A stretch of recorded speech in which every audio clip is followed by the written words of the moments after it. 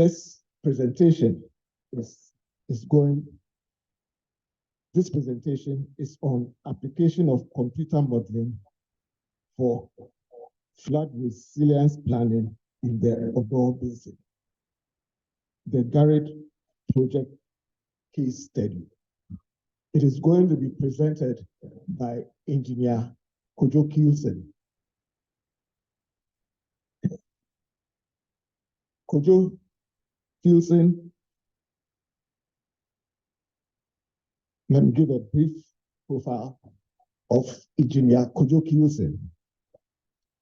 Engineer Kojo Kilson is a drainage engineer on the World Bank-funded Greater Accra Resilience and Integrated Development Project, that is the Garrett project. His primary responsibilities on the Garrett project includes providing technical support on all drainage-related activities for the Garrett project, coordinating units, that's the Garrett PCU, Ghana Hydrological Authority, and the Ministry of Local Government Decentralization Project Implementation Unit. Engineer Kilson graduated from KMUST in the year 2000 with a BSc degree in civil engineering and also holds a Master of Science in Environmental Engineering degree from the Technical University of Denmark. He has over 18 years professional experience as an environmental engineer, specializing in solid waste management and urban drainage modeling. In year 2010, prior to joining the Garrett project, Engineer Kilson was the lead solid waste management expert for WAPCOS Limited for the preparation of the Ghana Integrated Urban Environmental Sanitation Master Plan. He was also a full-time civil engineering lecturer at CAF University College from 2008 to 2019. My name is John Goli, and I'm the subdivision head for the water sanitation and environmental subgroup of the GHIE civil technical divisions. Okay, with this, I take the opportunity to welcome all the guests or all the colleague engineers or aspiring engineers. And I'll then hand over directly to Engineer Kilson to start with his presentation. Since we are a bit late, we should have started at 5 o'clock, but then due to some technical challenges, we've had to defer a bit until now. Thank you very much. Engineer Kilson, over to you. Thank you, Engineer Goli.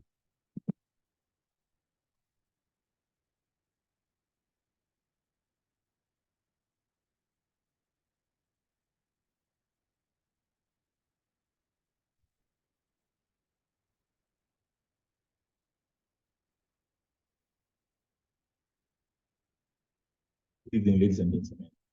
Welcome once again to this evening session. I would like to thank you for making time to be with us, and I hope you find this very informative and educative. Well, I've been following developments in the Odaw Basin for the past 10 years. I was a lecturer at CAF University, and most of my research focused on drainage basins in the Greater Accra. I then had the opportunity to work on the Ghana Master Plan, where I developed some models which were used for preparing the master plan. Then I've now find myself in a situation where I'm now helping implement drainage improvements in the Odaw Basin. I think I'm hoping that at this stage of my career, I'll be able to make use of the experiences I've gathered over the years to try and mitigate flooding in this most important part of our country. So we'll go to the lecture.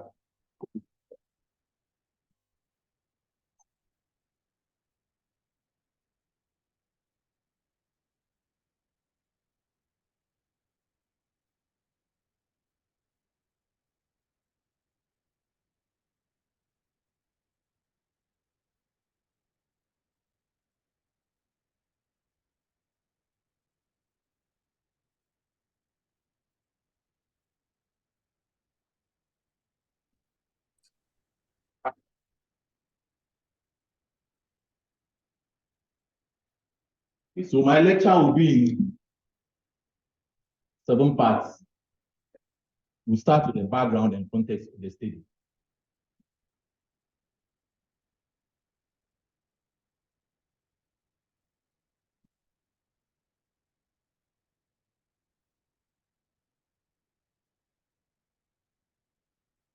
So Odaw Basin is infamous for the June 3rd, 2015 disaster, where over 100 people lost their lives because of a twin fire and flood disaster. The Odaw Basin is one of the major drainage catchments in the Greater Accra metropolitan area. It has a footprint of about 300 square kilometers and spans across 17 metropolitan and municipal assemblies. The drainage basin has a dual peak rainfall phenomenon, where the first rainfall period occurs between March and July, and the second, much smaller rainfall occurs between September and November. On my slide, I have a chronology of flooding events that have occurred over the past 60 years. This is from 1960 to 1990. And you realize most of the flooding occurs June, July, August, mostly between May, June, July, which is the major rainy season. And we managed to get these locations, affected places, based on media reports. And the usual places are Odona, Pamukuma Circle, Aveno. Then there's the Vigilante Circle South Connection Entity, which I call, so this forms a sort of triangle, which I call Ghana's Bermuda Triangle. Let's go to the next 30 years. So between 1990 and 2020, we have the same issue, the same places. Rainfall, flooding events typically happen in June, July. In 2011, we had a serious flood in October. So flooding occurring in October is not strange, but mostly June, July, May. Then June 3rd, 2015, a rainfall amount of 131 millimeters was recorded over a 6-hour period. And this was estimated to have a return period of 11 years.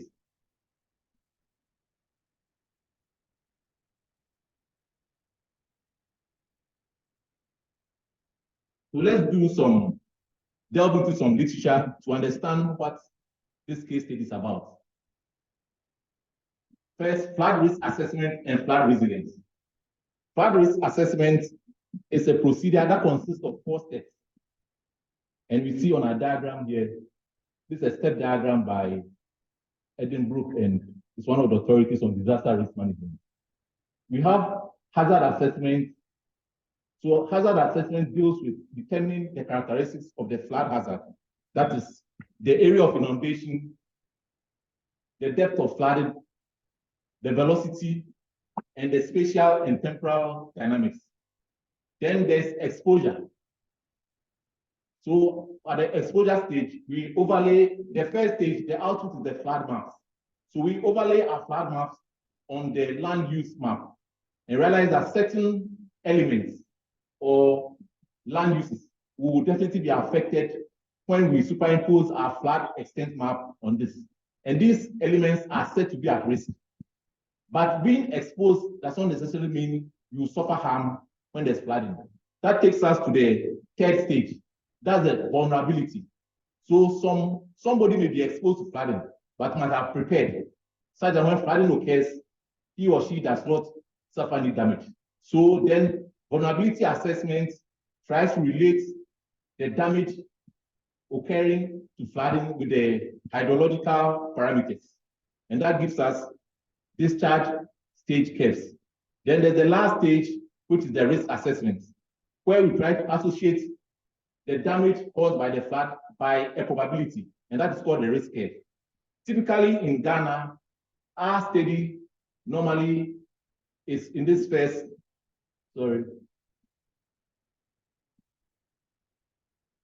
our studies normally, or engineering practice, normally focuses on the first aspect, the first stage. We really do not do detailed studies in these latter three aspects. Then we come to flood resilience. I managed to get a user-friendly definition, and it says, flood resilience is the capability to anticipate, prepare, respond to, and recover from flood hazards to minimize damage to social well-being, health, economy, and the environment. And as engineers, the anticipation aspect, the preparing, that's where we come to the picture. When it comes to the response, I think then we have to look at the economists and the finance people to back us. Then for the recovery, that may need some divine intervention. But engineers have a very critical role to play in flood resilience. Let's move.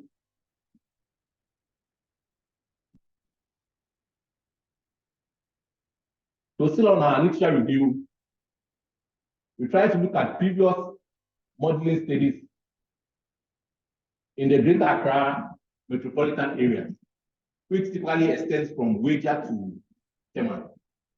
So we have a chronology of studies from 1991, 94. In all these projects, there was some aspect of computer modeling. I decided to settle on a few and look at how the elements that were used, the software, calibration strategies, and based on that, we developed our own strategy for our case study. The first is the 1991 master plan, which was done by Mott McDonald.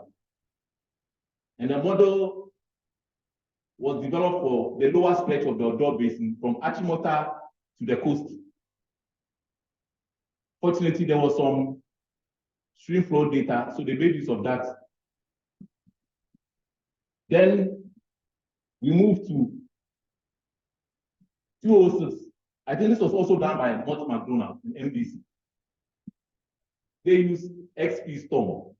XP Storm still exists. It's based on the stream model. So Tema was divided into a number of catchments and sub-catchments.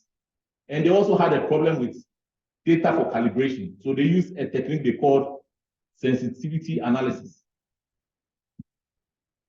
Then we come to 2017. This is the Greater Accra Climate Risk Mitigation Study. This went beyond the typical flood hazard assessment and looked at vulnerability and exposure. So they also had a challenge with stream flow data for calibration. So they used a technique they call an iterative process.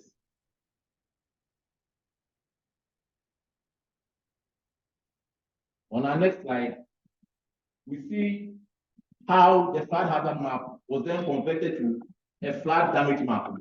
So the flood hazard map shows the water depth across the basin, and the flood damage map looks at the cost of the damage. So this is more or less best practice as compared to what we typically do, where we just look at how much flooding will occur. We don't go beyond that to estimate the cost. And invariably, once we are not able to associate cost with the damages, it's very difficult for us to get the adequate amount of funds to prepare mitigation strategy. Then we now go to GARI. GARI is an acronym, Greater Accra Resilient Integrated Development Project. And it's the first in a series of projects aimed at building the resilience of the national capital. The first stage is from 2020 to 2025. So we are midway in the project. And GARI seeks to improve flood risk management and solid waste management, tends to integrate two problems that we face in Accra. And the GARI project was preceded by the Greater Accra Climate Risk Mitigating Study. So we basically know the flood hazards and the cost associated with that. And GARID is an offshoot of this Greater Accra Climate Risk Mitigating Study.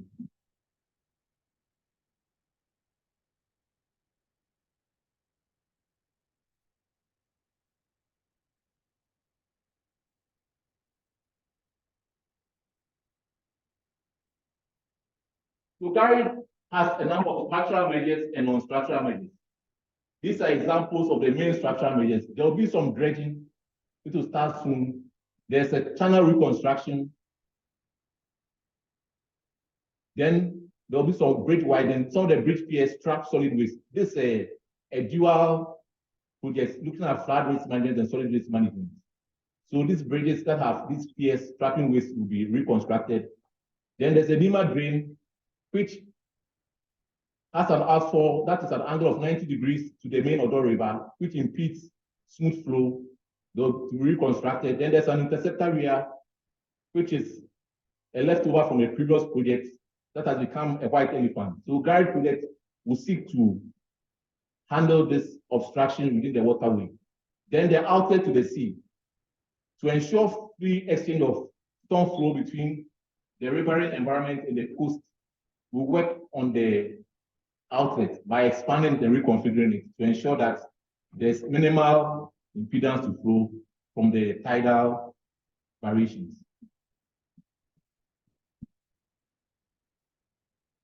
Then there's the non-structural measures. GARID will be financing the development of a flood early warning system. And what's refreshing about it is that this system will cover the whole of Greater Accra, not only the Odaw Basin, about 10 basins from the Densu Basin, Lafa Basin, Chemu Basin, Sapono Basin, Kweshi Basin, up to the basins in Adan, all will be covered by this early warning system. And this is a recognition of the fact that it's not possible to fully implement structural measures to deal with flooding problems. So the early warning system at least minimizes the risk of people suffering damage to life and to property. There are 3 institutions who will be involved in the flood early warning system. HSD, the hydro, problem is now Ghana Hydrological Authority. There's Ghana Meteorological Agency, GMET, then NADMIS.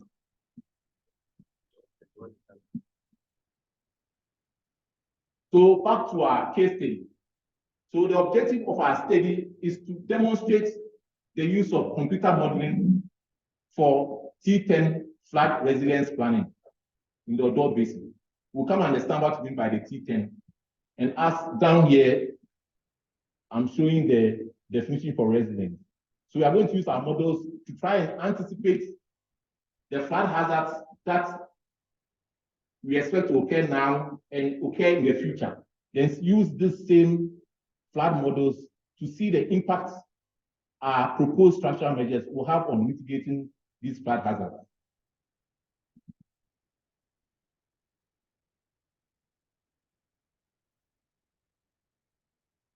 So this is more the stages or the steps we use. First of all, we'll develop a flood model. And the flood model is a combination of a hydrologic and a hydraulic model. Basically, by flood model, we mean we are trying to replicate the way our drainage system behaves by using a computer model, which is based on various hydrological equations. Then when this model is done, we will assess the efficiency of the existing stormwater drainage infrastructure in the Odaw Basin, looking at various scenarios, the current situation and projected future events. Then we'll then analyze how effective the proposed measures to be implemented under GARID will mitigate flooding. So we go back to the flood risk step diagram I talked about. Because we are looking at flood hazard, we will basically be in this first stage, this first quadrant. And we also draw inspiration from these flood hazard recommended practices on the UN disaster risk sites. There are various, there's a proliferation of different methods for doing flood risk analysis, different software, different tools And these recommended practices tend to give adequate guidance on how these things should be done. So we now go to flood model development. The first issue that comes out is data. So in this case, primary data collection was done. A number of culverts starting upstream from the Hatcho area, atomic area, were surveyed. Then we had the availability of a digital elevation model with very high resolution from a LiDAR survey that was funded by the project. Then we obtained rainfall data from the Ghana Meteo Agency. So the flood model typically consists of a hydrologic model and a hydraulic model. We decided to use public domain software. Public domain software is software that is freely available for use. You don't pay any cost. But for flooding software, there are free software that are industry standard. The fact that they are free does not mean they are inferior quality. And one example is the HEC software, which is developed by the US Army Corps of Engineers. So for the hydrological model, we settled on the version 4.10. And for the hydraulic model, there are two variants. We have a 1D model and a 2D model. The new versions of HECRAS now has 2D capability. In the past, it had only a 1D capability. So that made a strong case for having to use the expensive software. Currently, HECRAS has 2D capability. So that now makes it possible for those of us in the developing countries to have very sophisticated tools to use for our flood risk management at no cost. So this is the hydrologic model. For those of you who are familiar, you'll be able to recognize certain parameters. For those who are new to the software, I'll just give you a brief introduction. So the hydrologic model has GIS capability. So in the middle is a boundary of the Odaw Basin. That's the shape of the Odaw Basin. And the software is able to import the shapefile into the software for you to visualize it. And the model is like a stick diagram. It consists of various elements. In this case, it has 50 start basin elements, 21 reach elements, 21 junction elements. On the left here is, on the upper section is the rainfall. This is the stream flow, the discharge. So there's always a lag between the peak of the rainfall and the peak of the discharge. We use an area reduction factor. Area reduction factors are used to convert point rainfall over a wide area. So a value of 0.76 was used, and this value has been used in previous studies in Accra.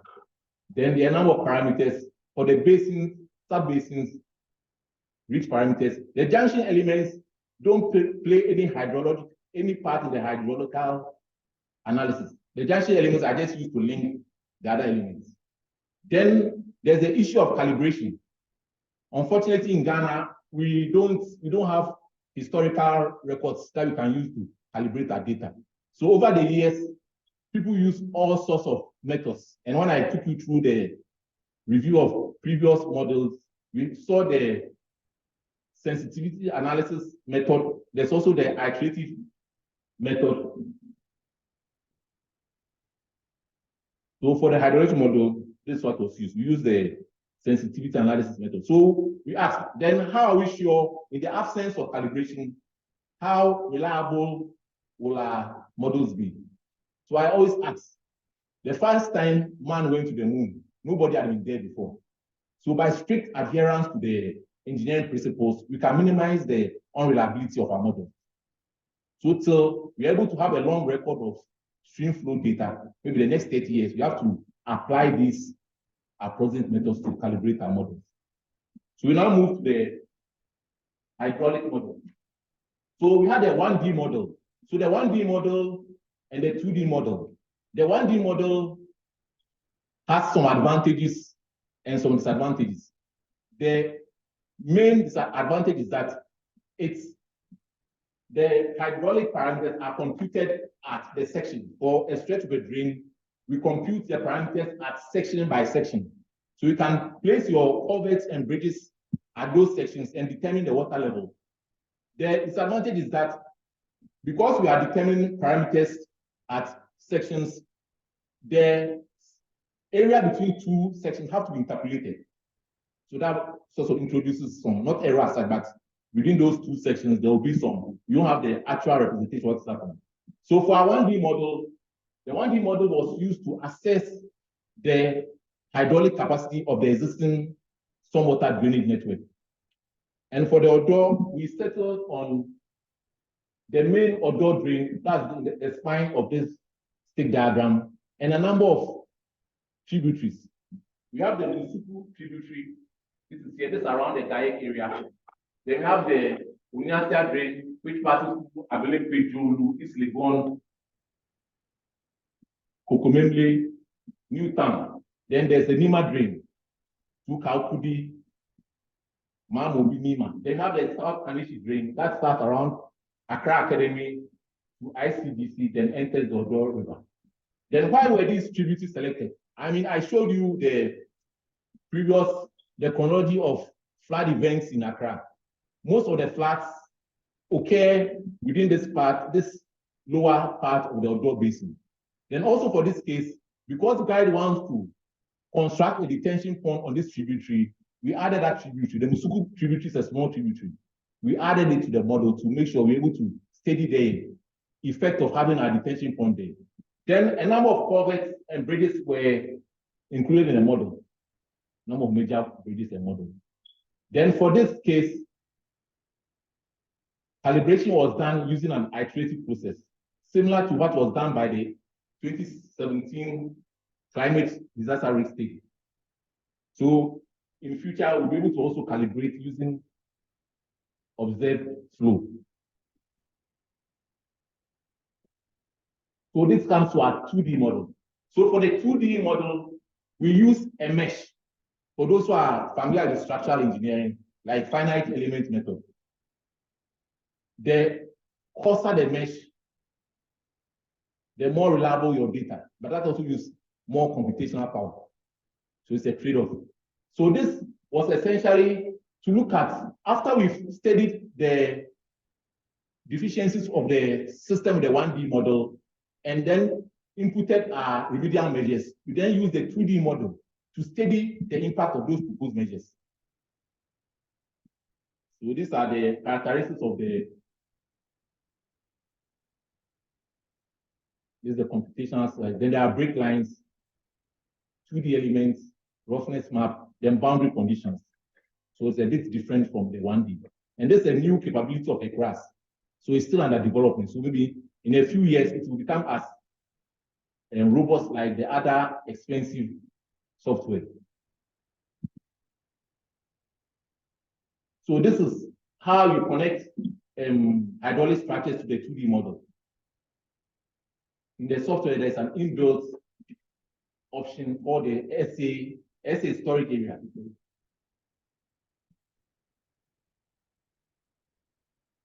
Storage area 2D connection.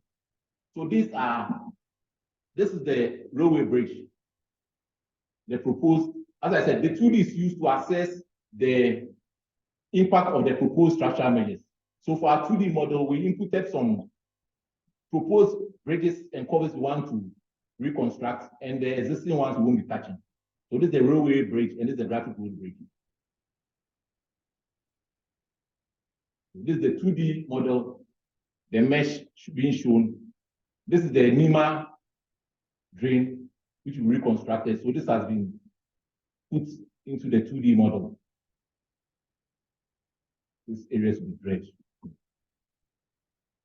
So our model input for the rainfall, we use frequency storms, 5-year, 10-year, 50-year. There's always an issue of what do you mean by 5-year rainfall event? Some say it's a rainfall that will occur once every 5 years. That is a simple explanation to a complex concept. So there's now this idea or thinking of exceedance probability. So the 5-year is the return period. The percentage I have here is the exceedance probability. You realize that when you multiply the two, it gives you 100%. So if you have a one year return period, what will be the exceedance probability? 100. Okay. So what it means is that, let's say 5-year rainfall has a value of 100 millimeters. 10-year has a value of 200 millimeters. 50-year has 300 millimeters. The first one, a rainfall having value of 100 millimeters, the chances of a rainfall exceeding 100 millimeters in a year is what? 20%. That's the simple definition. So a rainfall that has a 50-year return period, obviously it will be a very big amount. So let's say 1,000 millimeters. So the chances of having rainfall that is more than 1,000 millimeters a year is what? 2%. That means very small. So this definition is easier to comprehend than the 1 into 50 year. So this is how the frequency storm looks like. You see, modeling is conceptualization. It's an approximation of the actual process. So you realize that this is supposed to be a 24-hour rainfall. But the rainfall, the shape tends to suppose that all the bulk of the rainfall happened in the middle of the 24-hour period, which is in reality is not always the case. It's never the case. But these are concepts that have been used to make it easier to model. So that's when calibration comes inside. After you set up your model, you then tweak your model to mimic actual conditions. Then there's land use scenarios. We modeled current land use. The model was done in 2021 by a design consultant. Then there's future land use 2050. So how do we input future land use? In the software, we have, this is the curve number. Curve number is a way we try and represent the permeability of the soil surface. So the higher the curve number, the lower the permeability. So in green areas have lower curve number. So in the Odaw Basin right now, there are a number of very congested urbanized areas. They have quite high curve numbers. But we feel that going, and this is based on, there's a special plan for Greater Accra. So this approximation were based on those documents. So going 20, 30 years into the future, we expect these green areas, now everybody wants to buy a plot. They say a dime in Tisa Adaka. You have to build your own. Everybody wants to buy a plot. So in doing so, we are stripping our green areas. So 30 years from now, I'm sure all of us will be alive. This is how our curve number looks like. You see, 1990. As we strip the green cover and beautify the areas we stay, we are also increasing the flood risk.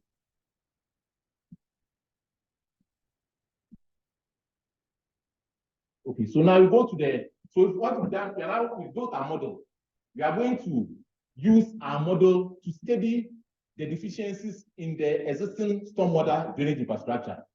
And I would like to caution, when we do modeling, we sort of idealize what will happen.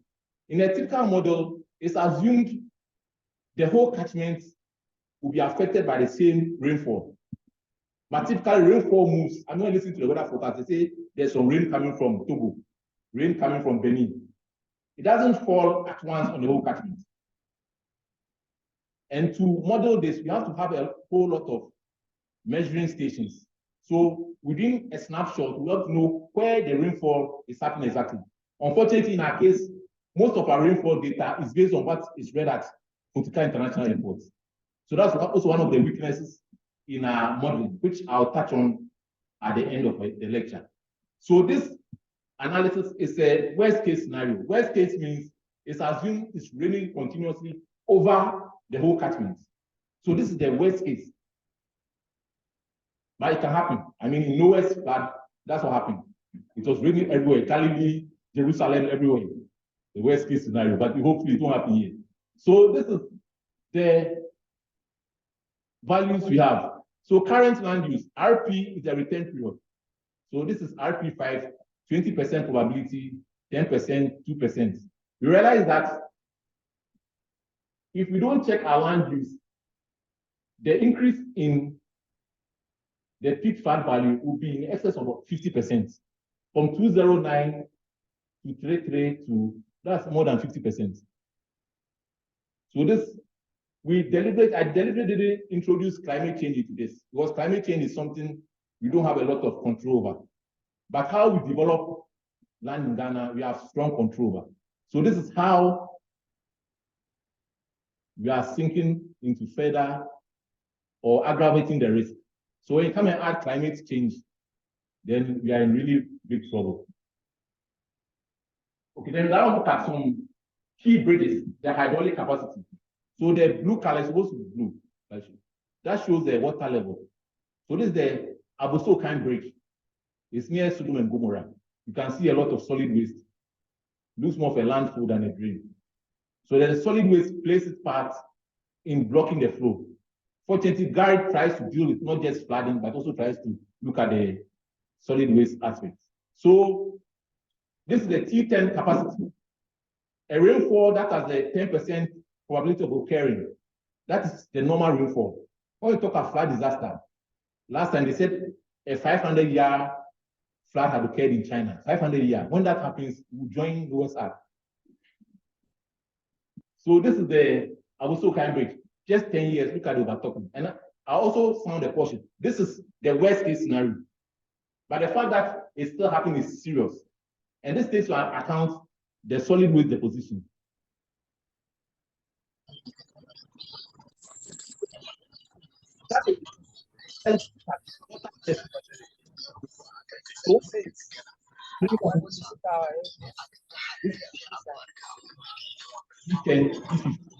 Unfortunately, for T5, we get to the top.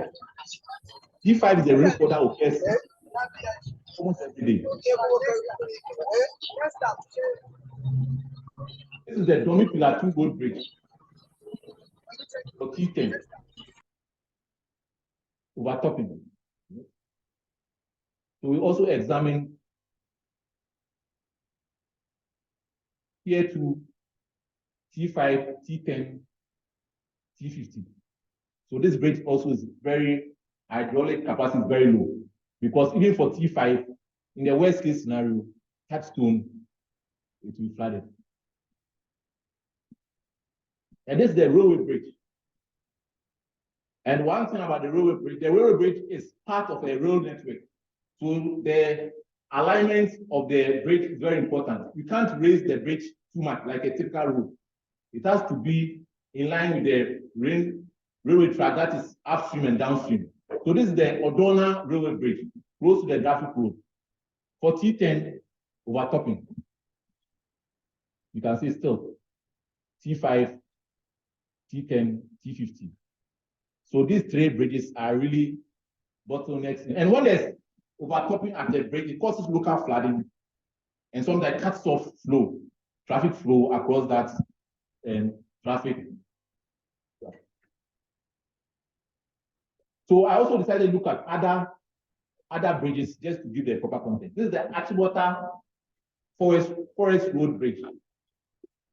I went to Achimota School. I'm sure it was an engineer who did this bridge. So when you look at this, now T50 doesn't even overtop the bridge. So that bridge is very safe. Let's go. There's another railway bridge near Abilimpe. Also a very safe bridge.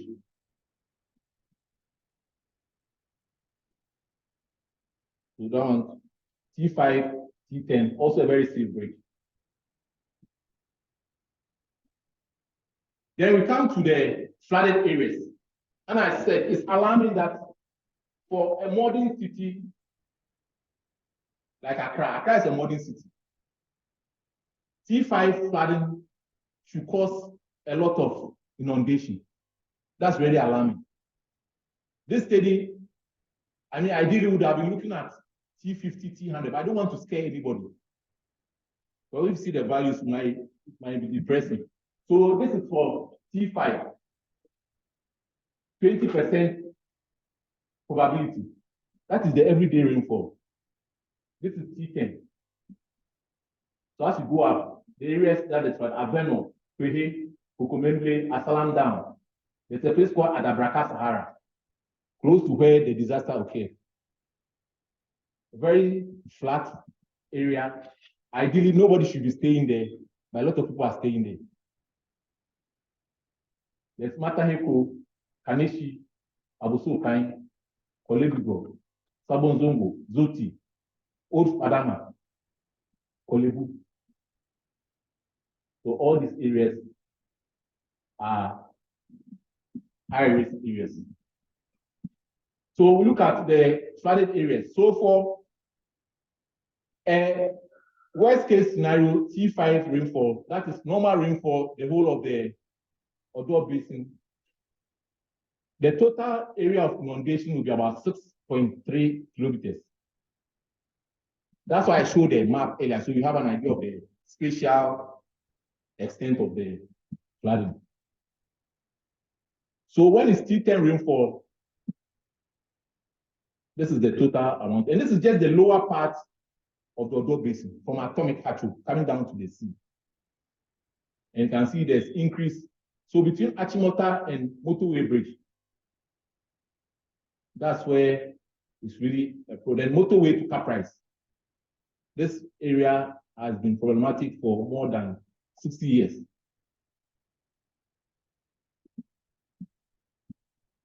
So now we've been able to see our flood hazards. We know the characteristics of our flooding, the aerial extent, the water levels, and what have you. So now we are coming to test how effective the proposed measures that GARID wants to implement will be. So just to caution, GARID 2 is not Father Christmas. It has a fixed budget. So the interventions are based on how much START projects can be fit into the envelope of funds. So a number of interventions are planned. There are some retention ponds in Atomic, that's Kwabenya Hatcho area. In the Odaw channel, there are some broken parts, the reconstruction. Then there's a Nima channel, there's a tributary, South Kaneshi, around Accra Academy, Kaneshi Market. The drains will be improved, Takwadi Station. Then there's some bridge replacement. These bridge replacements are to prevent the incidents where the piers trap waste, thereby reducing the conveyance capacity of these bridges. Because there's a lot of disposal of waste into our drains. So this is a typical example. This shouldn't be there, but it's there. When there's peak flooding, this complicates the situation. This, the Dome Bridge, the hydraulic capacity is low. So when this happens, and this also makes deposition, these solid waste deposits slow, reduce the velocity of the stream flow of the flood waters, thereby silt is deposited here. And once silt deposits, it further reduces the available space or freeboard for flow. Okay, so the first one is the reduction of peak flow just downstream of our detention ponds. So we expect that by construction of the two detention ponds, we'll have a 25% peak flow reduction. So what it means is that when the water gets to the detention pond will store the water for some time. And let me just do that. See, Circle usually gets flooded early. And what happens is that there's water coming from, there's water also coming from Alazu. It's like going to visit somebody and crashing. Two come and crash. When the two flows come and meet at the center circle, then on their own, they are small flows. By the time they decided they come and crash, crashing at the place is no good. So when two flows crash, trouble. So sometimes the idea, the way of solving this is not necessary to expand the drain. Just make sure that we time well, that the two flows don't coincide, because this comes like this comes, and when they meet, yes. So this retention, the storage reservoir concept, and one of our eminent drainage engineers, has proposed this concept in a paper erodes some time ago. So what this does is that we store the water for some time, such that its coming does not increase the peak flow. So for the ponds that are supposed to be constructed in the Hato area, the constraints are that the land available isn't enough. So there's a limit to the size of detention pond we can construct. Then also there's an issue of cost. So based on the available land, this is what we should expect, at least a 25% peak flow reduction. And one thing about this is a basin pineapple. So one intervention upstream has a lot of ripple down impact downstream. So this is, I told you the bridges will be reconstructed. So this is just a simulation still having the bridges. So by constructing the pond alone, you see the reduction in the flood water level. This is for the Domi Pillar 2 bridge. Let's go. This is the Aboso Kine Road Bridge. So detention pond alone now is just under, although the freeboard is minimal, at least the roadway is free of water. This is the Odona Railway Bridge. So the detention pond alone. So assuming we had larger detention ponds or construct more detention ponds in the catchment, we'll have substantial reduction in floodwaters. Then this is the Odaw River outlet. This bridge, I mean, from this diagram, the first remedial action, so let's reconstruct a new bridge, like we're doing for the rest. But by building a retention pond upstream, there's no need to reconstruct this bridge. So that is the significance or importance of this storage reservoir concept. Let's go. This is the railway bridge. As I said, the railway bridge, although the detention pond has reduced, it will be expected to reduce the water level to below the deck. This is how they will look like. They will be reconstructed, made wider and deeper. But one thing about the 2D model of HECRAS is that even though the 2D model is very powerful, the presentation of results, we don't have this kind of output for our 2D models. So when you include a bridge in a 2D model, you can't see the water level in the bridge. That's maybe with time we also have this drawing. So now to our reduction. So this is T5. And as I say, T5, everyday rainfall. So when we incorporate all our measures, you can see there's some. But as for this Adabraka Sahara, nowhere cool. Still, here, this is Accra area. Sodom and Gomorrah. Formerly, this is called Adidonko. So all things being equal. And this is a modeling with a worst case rainfall. So it means the real picture will even be better. But for this place, I don't know where they got Sahara. Sahara is supposed to be a desert. But there's more water. And Asylum down. I mean, maybe the way we name certain places brings misfortune to us. So Kokomemle, Aveno, still, there will be some residual flooding.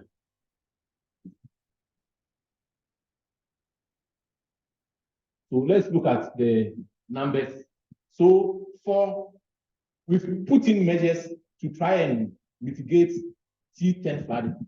But assuming a T5 rainfall occurs, that's why I showed you the previous month. Certain places will still be flooded. But by putting in our proposed measures, we'll have a 47% reduction in the extent of flooding. So what happens is that certain places, the water level maybe will move from knee level to maybe knee level to ankle level. But the model will still tell you that these places will be covered by water. So the fact that the area is big, that don't necessarily mean that they'll be damaged. So you have to look at the area and the depth of water in making this analysis. So this is the T10. T10 was our old, okay. So T10, this one is a constant member, Adabraka, Kukumemi Aveno. And this Kanishi area, Kanishi market, Accra. So as I said, the fact that here is blue does not necessarily mean the water will be higher, because we are using a high resolution DM. So it is based on the slope. Certain places are undulating, so pockets of water will be trapped there. So this does not necessarily stop me. So for the T10, the same crop, Abuso kind, which I call Accra's Bermuda Triangle. In spite of measures, there's some reduction, but still this is the. So this is the 2D model. Using 2D models is quite complex, but I think with time, we'll build local expertise in that. So this is a reduction in T10. So we expect up to 40% reduction. Between Achimota, the bridge that leads to Achimota School, the motorway bridge, we expect 100%. Because we're also reconstructing the drain. There's a drain that has broken down. I mean, if you use the Achimota route, some drains are caved in. In reconstruction, we are increasing the dimensions. So that's why this is 100% here. And so the flooding will be stopped here completely. But in total, cumulatively, we are looking at about the 40%. And also from Aboso Kind to the river outlet. When you increase the dredging and allow the water to move freely into the sea, you also reduce inundation by about 84%. But between motorway and enterprise, some time ago, somebody lost his certificate in this flood water. We are still not, God is still having difficult solving this age-old problem. So when you hear certificates are still missing, you know it's really a big problem. And this has persisted long. So there are certain places, if land use planning had been better, people will be staying there. And if you make the same mistake and you allow unregulated development upstream, we will suffer this problem in the upper reaches of the Odaw. Okay, so now we go to our summary of key findings. So the lower reaches of the Odaw Basin can be categorized as a very high flood risk zone. Why? Because even T5 rainfall, that is everyday rainfall, causes a whole lot of inundation, such that the center of commercial activity, the Makola circle, is a very high flood prone area. Then we also identified two major bridges, a road bridge where they don't have adequate capacity for even T5 rainfall. Then it's also clear that if we don't control land development upstream, I'm looking at atomic Berekusu Ebri, we'll have a situation where, you see, the interesting thing is that for those areas, the land, Ebri, for example, has a steep slope. So those in Ebri won't suffer. So somebody makes money in Accra, builds a factory, goes to stay in the Ebri mountain. As he sleeps, he wakes up, his factory has been destroyed. So you make money here and destroy your future down. So we should be very careful. It's not only the poor who will suffer, it's the affluent who lose their wealth. Then the guide project interventions, if successfully implemented, will result in up to 40% flooding. And as I said, this is for the worst case scenario. So if you are looking at the normal, you may expect it to go. I'm not putting any figures, what I've been quoted. So 40 is the minimum you should expect, but it's possible. Then flooding will still occur in the Odaw Basin. So there's this issue of building in waterways. This flooding is, we have a problem. There are certain places people are not supposed to stay. So we either get down to work and relocate them rather than blaming them for being there. In these areas, it's beyond building in waterways. They are very low, that should not be inhabited. So limitations of our study. So first is the meteorological data. I said earlier that most of the rainfall data we use is data collected at Kotoka International Airport. So look at the location of Kotoka International Airport and let's say Accra. Sometimes you are late for work, it's raining, you think it's raining in the office. By the time you get there, no rain. So assume you use the rainfall gauge in the airport to analyze your flooding in Dansuma. That's very dangerous. So, and beyond that, there's also this issue. The rainfall gauges we had, and those who went the previous, maybe went to school about 20, 30 years ago, used to have rainfall gauge. There's some small container, the rainfall falls inside. At the end of the day, they come and measure it.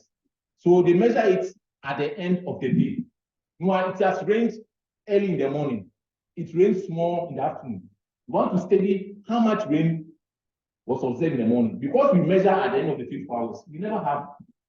So that's also another serious limitation.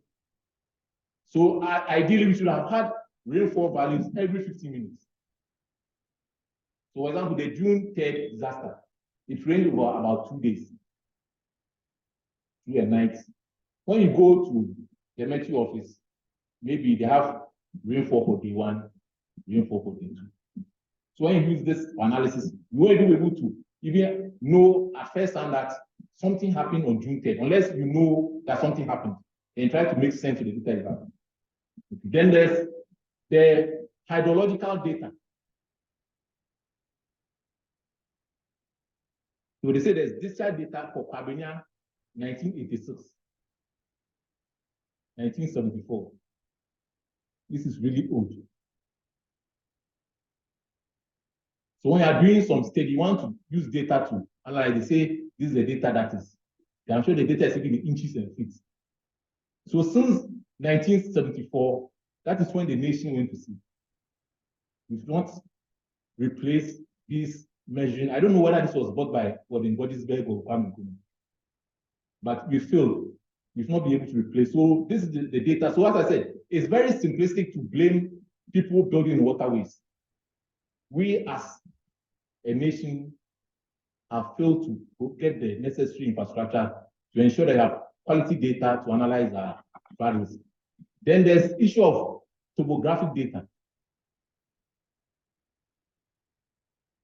We also have to survey the river bodies.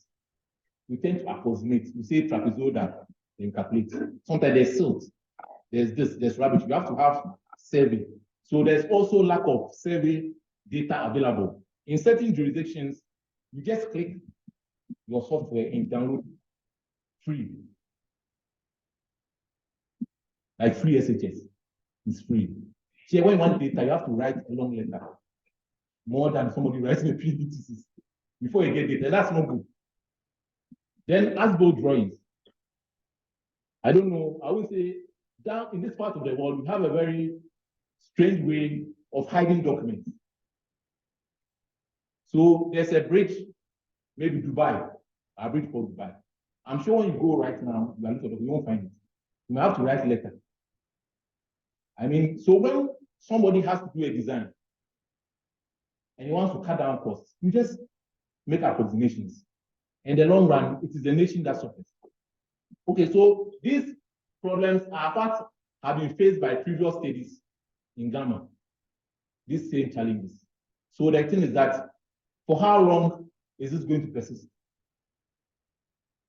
And let's go for it. Garrett has turned himself into a blessing in disguise.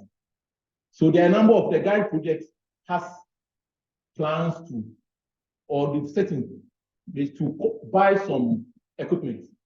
And this equipment is basically to support the development of the early warning system.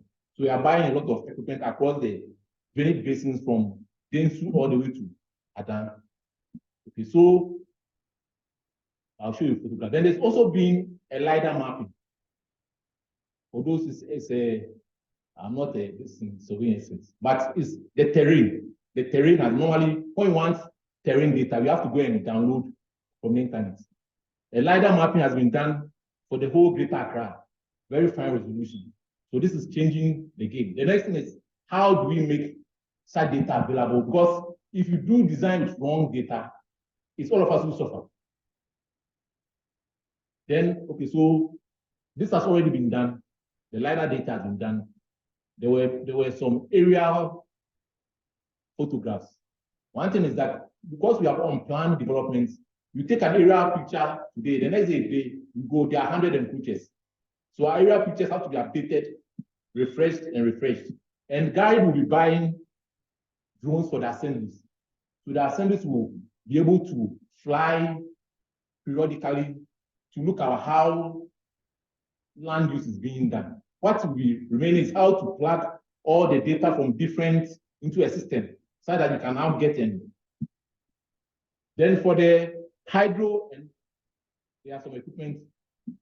So these are photographs of the type of equipment. This is water level. So this measures the water level. Because in the flood early warning system, this will be linked to the officer warning. So when they see that the water level has reached a certain level, it has to trigger some remedial or some preparatory measures, evacuation measures at the national headquarters. Then we'll also have our automatic weather stations. These are such that as it rains, periodically it sends the amount of rainfall to a base station. So you don't have to wait, and they come and take your, this is like a chamber pot, and go take it to Matthew. Continuously, it will be measuring. Okay, so conclusion and recommendations. So we've shown that or demonstrate that flood modeling can be used as a decision support tool for resilience planning. And usually the decision maker should be able to make informed decisions about what is going to happen in the future. And by using flood models, although data challenges, is still a very powerful tool. And these times where funding for disaster management measures is limited, this is a very powerful tool that can be used for planning. Then this storage reservoir concept I spoke about is being applied to the Odaw Basin by means of the 2 detention points. And this is a very important step because normally, as I said, when you, with the example of the outlet bridge, if you just concentrate on local actions, you miss the impact, the effect of stream dynamics upstream. But when you take it as a whole basin, you put intervention that will affect all parts of the basin.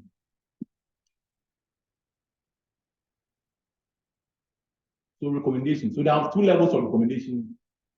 First, I think land use are being specific in the assemblies. These are, because I said, there are some assemblies that are in the Odaw Basin. Odaw Basin extends to the eastern region. And these problems will be faced by other basins. So it's necessary we put in place measures to regulate land use. Then, as I showed in the diagram earlier in the literature review, that best practice in flood risk management consists of 4 stages. There's hazard assessment, exposure, vulnerability, and risk. When you do this, you are able to relate the flood damage to cost. And once something has been costed, it's easier to make a case about how serious the problem is. We engineers sometimes are afraid of money. We just do our analysis and fold our arms. If we do that, we'll be unemployed. Let's include other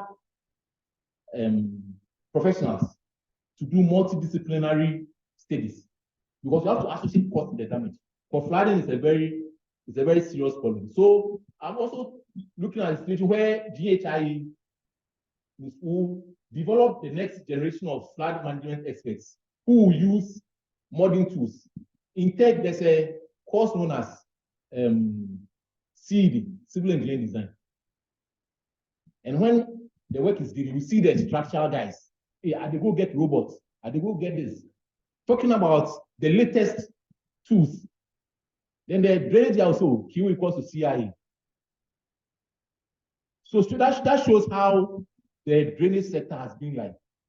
Yes, you are not using, you are still caught up in the old concepts. And this is as even pertains in our tertiary institutions. So as a nation, there should be a deliberate policy to groom For example, some time ago, doctors were sent to Cuba. It happens. Some were sent to Russia. So we should make it a point to groom a critical mass of flood risk management specialists, because there are going to be a lot of challenges in the future. So that's where deliberate efforts. It shouldn't be you feeling that I want to go and do some masters here because it's free. No, the nation should have a policy to train people because you're going to face these challenges ahead. Then there's also, I'm also talking about developing technical guidelines. In almost every state in America or big cities, each city has its drainage manual because the drainage conditions in every state is different. So each city has a drainage manual. So that's also one thing the GHIE can facilitate. Then, of course, training workshops. A training workshop tend to be more of structures and geotech. So let's also try and see how we can also encourage international experts to come and introduce these best practices to our young engineers and the old alike. Then there's the issue of open data platforms. Now we have this HMS, very powerful software. You get it for free. You want rainfall data, you can't get it. So let's move with the times. Let's have open access data platforms. The cost of having unreliable data is higher than doing design with poor data. People are talking about making IGF. The cost of making those institutions make extra money is to the detriment of our designs.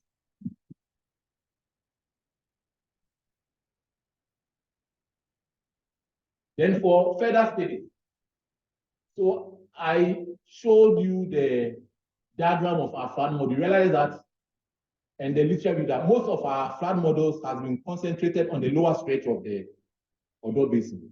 Some take Nima tributaries, some take guide money to take about 4 tributaries. But I think going forward, they are now powerful tools. We should build models that have all the major basins, because I've listed a number of tributaries.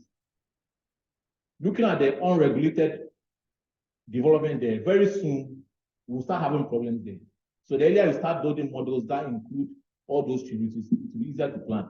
Then I will say on the issue of this flood risk, this is the best practice. When you look at disaster risk management, you realize that now people call themselves disaster risk experts. That is the name. Like people say there's watchman and security man. People call themselves security men. If you call yourself watchman, it's as if you've not been to school. So disaster risk. So the study of flooding now transcends just studying the characteristics of the flood. So I recommend that further study. As I said, most of the flood studies have been done by foreign firms because they can afford those $80,000 software. Now with this HMS, the power is in the hands of our local experts. So let's take the mantle. It's we who can solve our problems. There are other, beyond HMS, there are other tools that can be used to assess damage. So I recommend that further studies should look at how we can use this field so that we now connect the loop. So we now look at flooding in terms of what is the probability of a 20 million flood disaster happening rather than T10, T5, RP5, that is Kolo. Okay, so I would like to acknowledge some personalities. The first is Dr. Mine Safu, who is the guide coordinator. He has been encouraging the staff to publish on findings. Then there's Dr. William Kodri. He reviewed the documents. Then various people have also helped. There's Dr. John Kisi, Ghana Hydrological Authority, and there's my colleague Ben. He's at the back there. He's our GIS expert. He's been downloading and breaking the facts up. Then Mr. Odaw Jesse is our man at the ministry. He does all the connection with us. Then there's an Italian firm, ARS Progetti. As I said, usually all their models have been built using software that is proprietary software, very expensive. So at the start of the Gary project, we decided to try and convince the consultant to use open source software so that when the model is there, anybody can take it and improve it. And it was a big fight, and the consultants took up the challenge, and they'll be able to show that it's possible to use this public domain software to do advanced work. So I also like to commend them. So in a nutshell, that's my presentation. Thank you.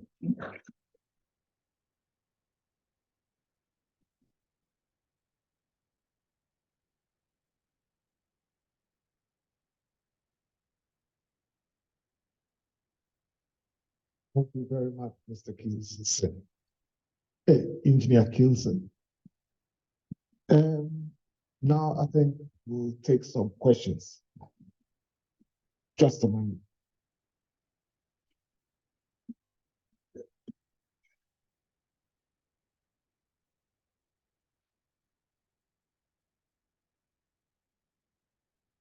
Okay, so anybody who has a question?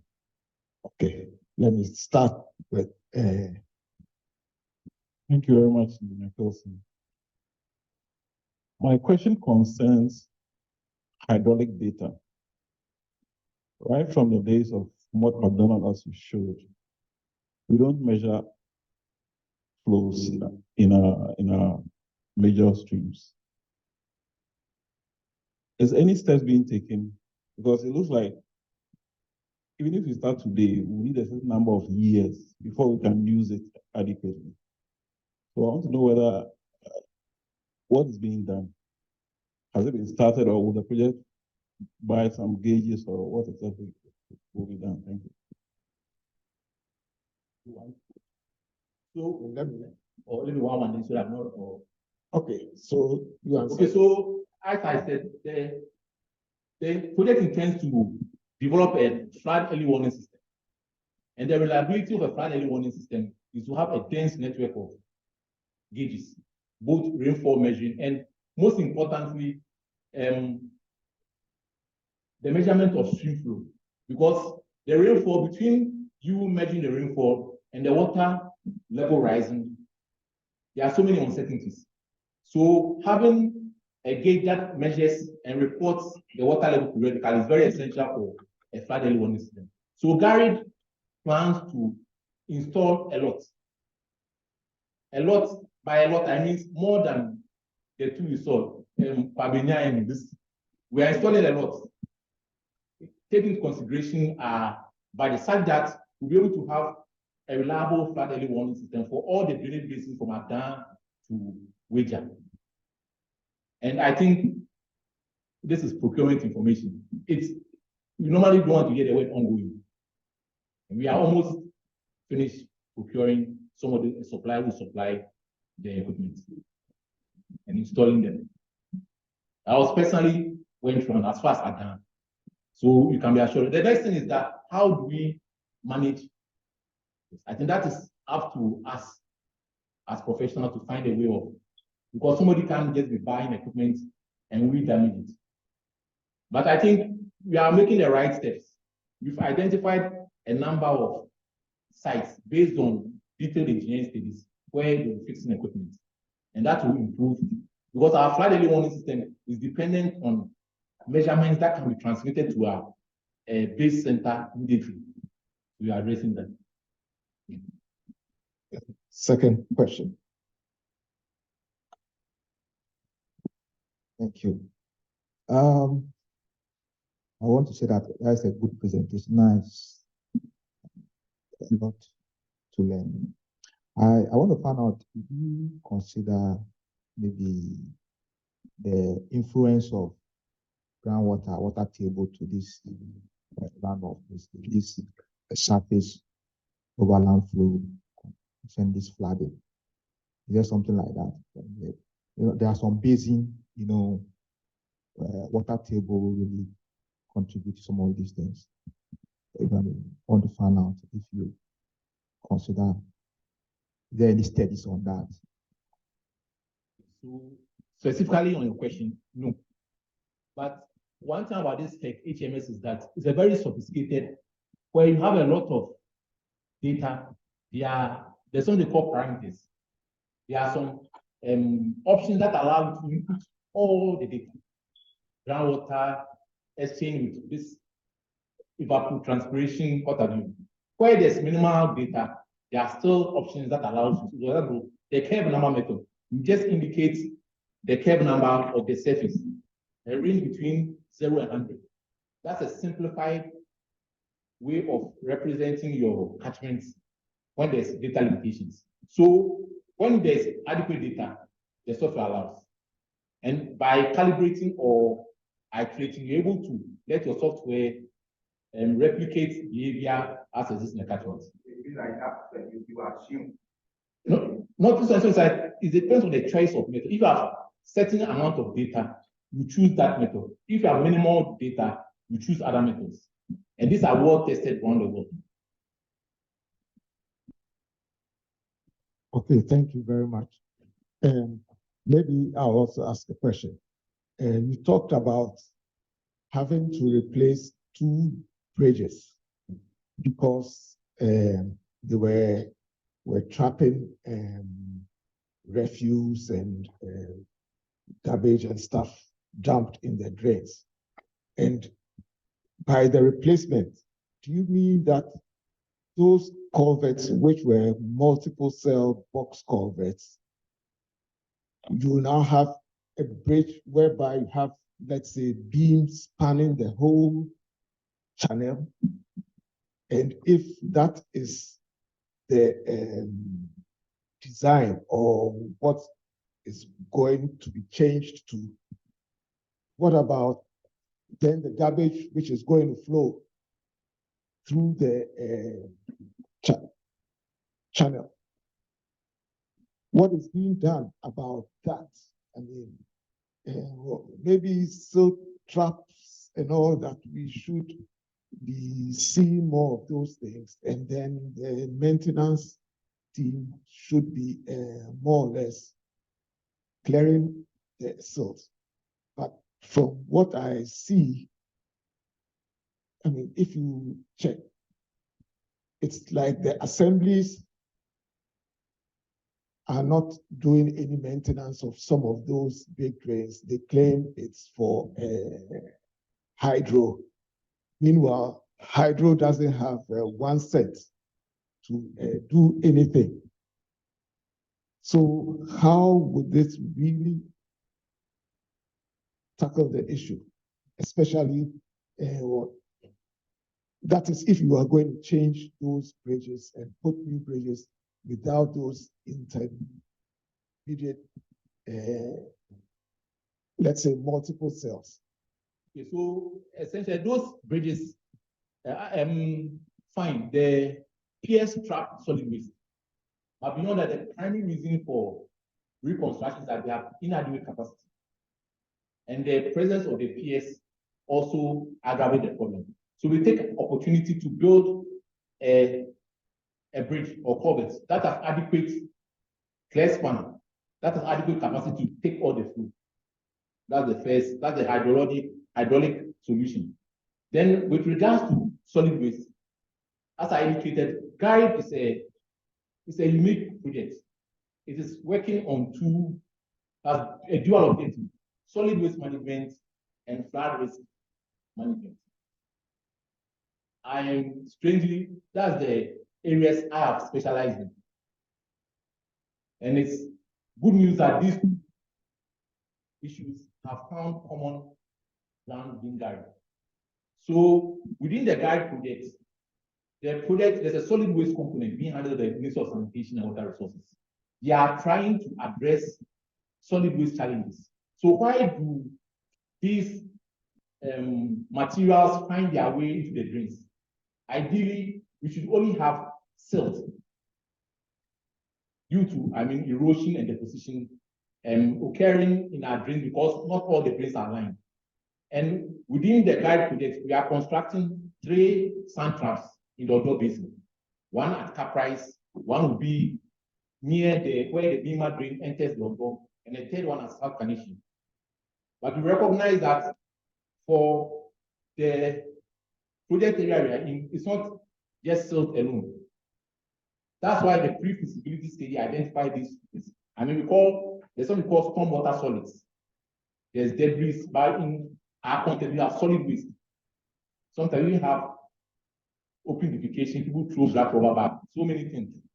So the solid waste aspect tries to prevent the incidence of littering, like dumping things into the drain. That's number one. Then two, so there are a lot of social, behavioral change programs. Then they're also providing infrastructure.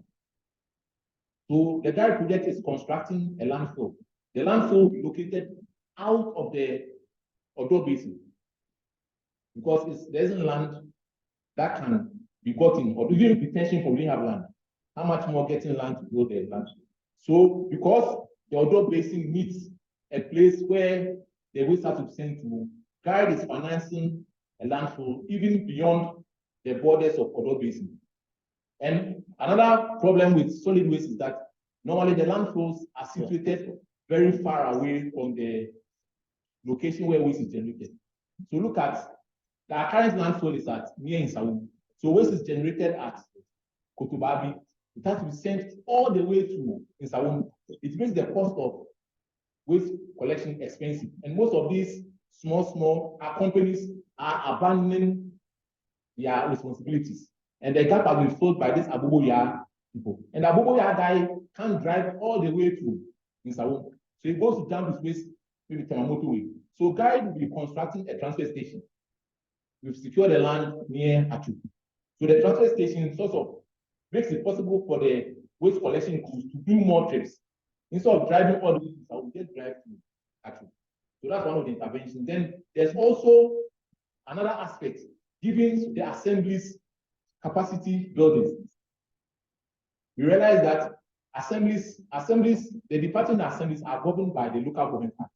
It states the type of department as we have the Waste Department, Urban Waste Department, Sanitation Department. We don't have drainage department.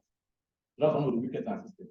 So we are trying to maybe do studies and influence policymakers to make provision for these omissions in our structure. So there's also an asset known as the stormwater governance component of the Gary project, where the assembly staff are being trained. And there's one very sad issue. Most of the drains in Ghana are not, the names are not known. There's no inventory. So if I ask you, Nima drain, what is the length? You don't know. If I ask you, Accra to Kumasi, how many kilometers? You can say maybe over 200. Yes. So there's a lack of basic data in the drainage. And Gary is financing intervention. So the assemblies are collecting information about the drains. Each assembly is mapping its drains. They are doing condition assessments. So there's a work in progress. We are just hoping that normally donor interventions come, there's a whole lot of razzmatazz. When the project ends, we all go to sleep. And the way Guide is operating on mini funds. We are just hoping that for once, as a nation, we embrace this and move forward. Because if all that Guide is put in place, fuse this, we just go to sleep. Very sad. But for now, how Guide is structured, we are touching everything. There's training. Then there's also, normally see the Odaw Basin. Odaw flows through many assemblies. Take Nima Drain. Nima Drain passes through Kaukuri, Nima, Asalam Dam. There are about 3 assemblies along the path. Osuklote does desilting. It spends a lot of money. Nima hasn't done desilting. So then now the waste now flows from Nima to Osu. So now, within Guide, we are trying to do what we call a joint basin planning, where the assemblies come together and decide to work simultaneously on the same stretch of. And there's no law that allows or regulates how assemblies work together to finance, we call it transboundary drains. Guide is as procure consultant to see how a framework will develop such that the assemblies can work together on a common drain, so that someone doesn't go and dredge in January, somebody goes to dredge in December, you dredge once. The bigger the work, the cheaper it will be. So these are some of the measures Guide is putting. And as our website is there, normally we don't like, but if you go to a website, and there are also a lot of job opportunities. So as you get information, there are also job opportunities. So visit our website, there's a lot of information. Okay, thank you very much. I mean, Engineer Kilson.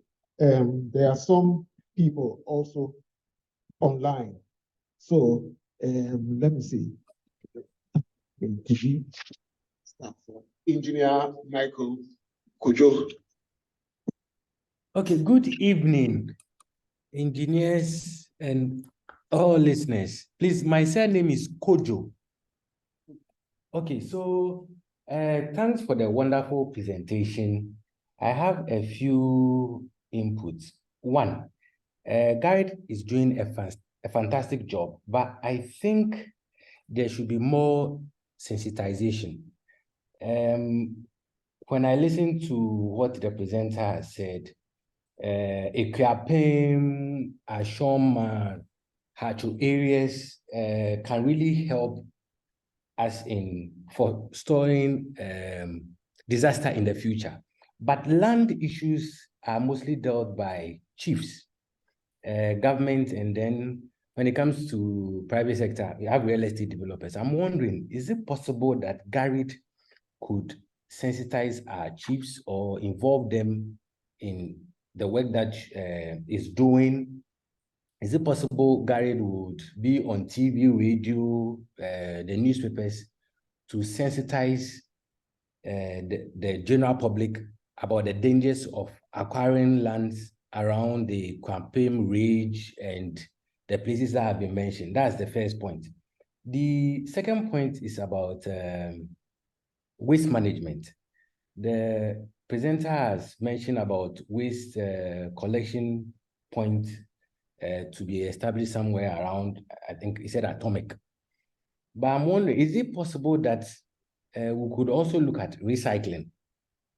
Seriously, because if we generate a lot of waste, and waste is actually money, and we'll collect it and go and sorry to use the word, dump it in Sawam, whilst we can make a lot of money from it, I guess we could look at pushing some money into recycling. I'm staying at a place where I will hardly be hit by any flood, but in my house, I do recycling. And the rubber bags that sometimes I collect, I dash it to people who collect the rubber bags for money. I collect it and rather give it out. Although I have a waste bin that is collected, I'm actually not paying for it. Where I'm staying, they take care of it. So these are 2 points that I want the facilitator to address and take into consideration in the work of Garrett. Thank you very much. Very much. For first question, I think sensitization is good, but it's not a replacement for the lack of guidelines. I think in Ghana, I gave an example that in America, for example, every state has its own drainage manual, where engineers are even guided on the type of software used to design. So we should try and adopt these best practices. I mean, sensitization, fine, but let's fit sensitization within the right context. The absence of guidelines manuals cannot be replaced by sensitization. So let's adopt best practices. That's my answer to that. Then for the solid waste, yes, recycling is always a good option. This is it's politically correct to say recycling.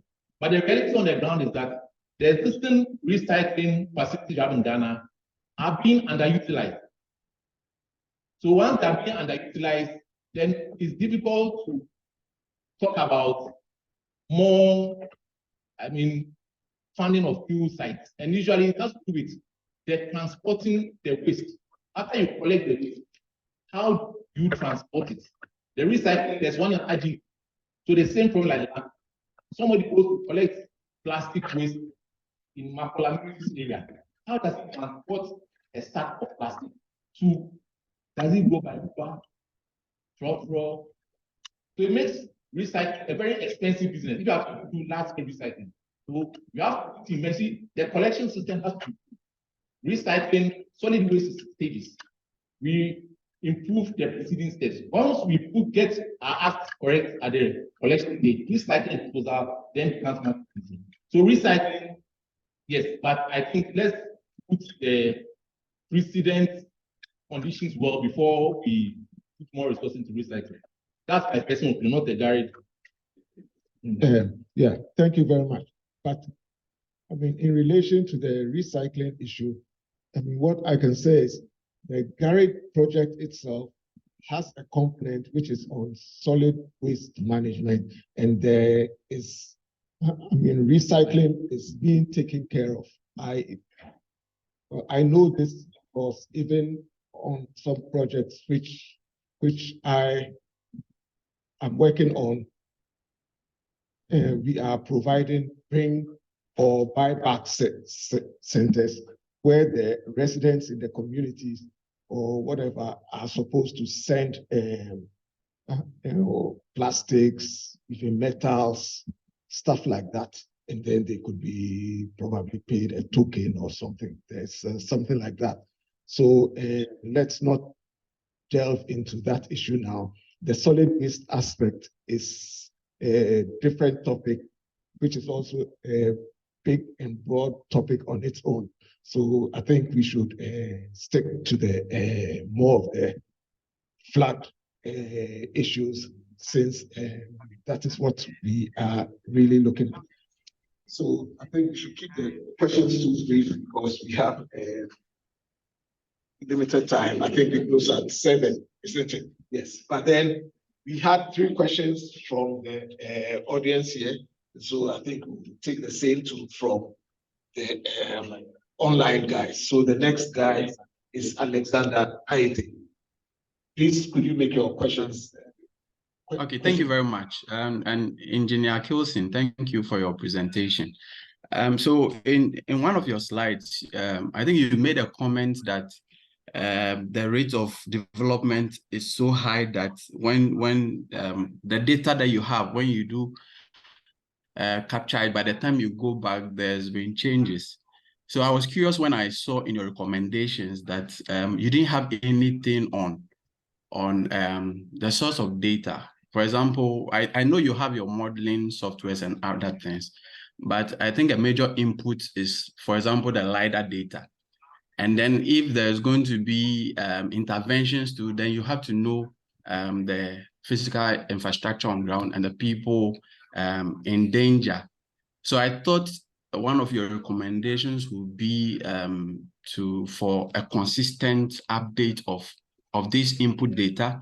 And then since this, I don't know, probably Garrett is only Greater Accra, but as the details continue to change, is there any plan to continue to collect data that will feed into this system to better model and then have up-to-date flood model of the area of interest? Thank you. That's my question. Thank you. So, as you rightly said, I mean, data have to be updated periodically. So beyond the initial investments, we are trying to also set up systems where the, should I say, the statutory agencies who are supposed to deal with this data are able to, on their own, update this. For example, the assemblies are being helped to prepare inventory of drains. They are also being helped do annual condition assessment of their drains. So guide has 3 more years, 2 more years to go. We are hoping that once we guide them to put it for the next 2 years, when the project ends, they will have ample experience to continue this, because there aren't really complex tasks. It's just showing the people that do this, making sure that the amount of money required is too much. So I think we have things in place that when the project ends, the assemblies and the other agencies like GMET will be able to continue to maintain the data infrastructure setup and replenish it periodically to update the data sets. Thank you.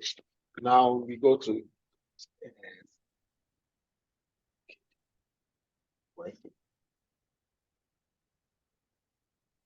okay. Now Engineer KDL. Thank you very much, Engineer Kilson. Thanks for the presentation. I have two questions. The retention ponds, are they lined? And the next one is, what are some of the steps we can put in place to ensure that the retention pond doesn't retain things other than water when there's no rainfall? Thank you. Okay, so the preliminary design has some trap sediments at the entry and exit of the pond. I mean, the design is still ongoing, but the initial preliminary design has incorporated sand traps for trapping mechanisms for debris and waste. So that's what I can. So we are taking that concentration because we know that there's a lot of, most of the streams upstream, the channels upstream of the detention pond are not lined. So definitely we expect that there will be sediment transport at the inlet of the detention pond. We are making provision for that.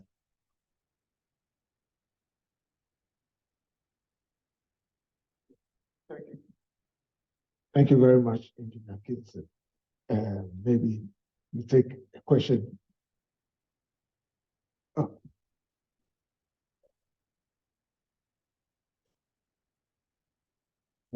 Thank you very much, sir.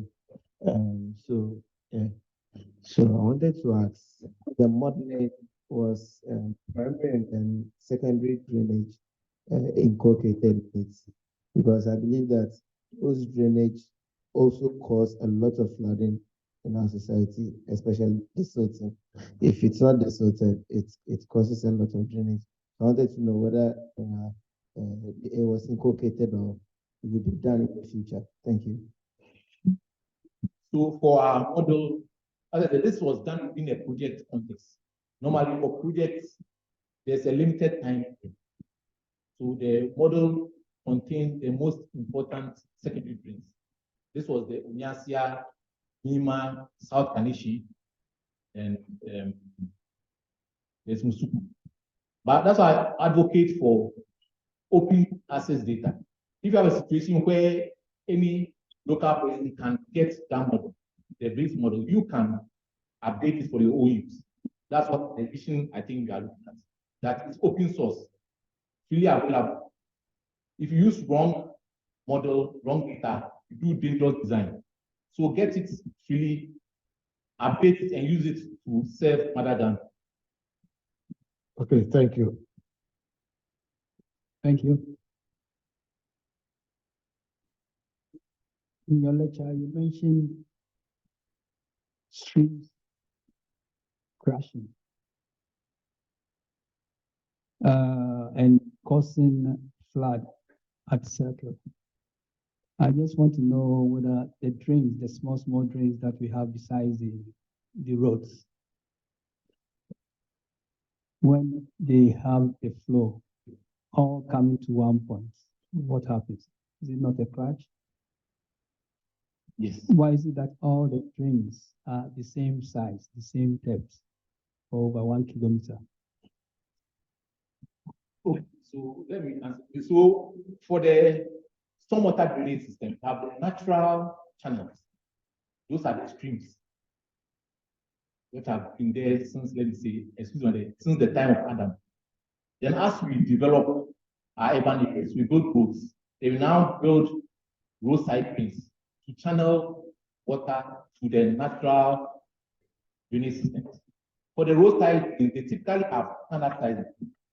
What is missing is that because of maybe encroachment, silting up, some of the natural streams now look like roadside drains. But I think that roadside drains have standard sizes. So you see a whole length of have that shape, U-shape, normally U-shape drain. That's the part. Just that our maintenance is not picking up. So while we have been expanding our natural drains, they've been neglected. And the whole system now is as if some drains that were constructed aid flow from streets are now serve as the main drain. We should have the case. The last question, yes. On the actually, Odaw actually getting to the sea, the spot level there and the event level at circle. Do you have any idea what the difference is? I can't give you specific, but the slope is very flat. From Caprice to the lagoon, it's a very flat. And beyond the, I mean, it's not, some places are not lined. That's to get the lagoon to the sea. That's where it's not lined. So by the position of silt, you won't get a good gradient. From Circle to Abusokai, that is lined as a very gentle slope. That's why a lot of precipitation happens. That's the characteristic of our basin. Okay, thank you very much. So the last one from the audience, then we take some. Thank you for that very good presentation. I think it's very good information. Once you consider modeling, I want to find out whether you have information on what you are doing now will achieve about 40% relief, as you indicated. What would be required if we had to get about 60%, 80%, 100% maybe would be impossible. Maybe very expensive. But you did mention that the constraint was funds. But we have models like that try to tell us if we wanted to achieve 60%, these are the additional work we have done, this additional cost that would have come. If you're 80%, it would be this much. Then at least we are clear in our minds what it costs today and what the additional works and then costs would have been like. Once it's modeling, then you should have been able to come out something. I don't know whether you do anything like this. Okay, so as I show that now we are adopting a basin-wide approach to solving the problem. And the most effective intervention is the construction of retention ponds. I mean, in a normal, everyday operation or drainage system, there's an issue of lack of funds to dissolve drains. But we are able to have retention ponds. It really contains a lot of water. And such that our poor maintenance attitudes won't really, it is not good, but I mean, if our wants to address it. So I think if we're able to locate places where we can construct additional retention ponds, much lower around Caprice area, Alaju, that will do the trick. My issue is that how much that land will cost. So that's the investment we have to make as a state. Pick land to construct a retention pond much lower between Nima and Onyasia streams, because it is those ones crashing that causes the initial flooding at Circle and downstream before the ones from Ibrahim and stuff. So that strategy is good. Get more retention ponds on the side. We realize this Sahara area, the Bakra Sahara, all that water comes overflows and goes there. So we can get a detention pond near Alado, that will do a lot of.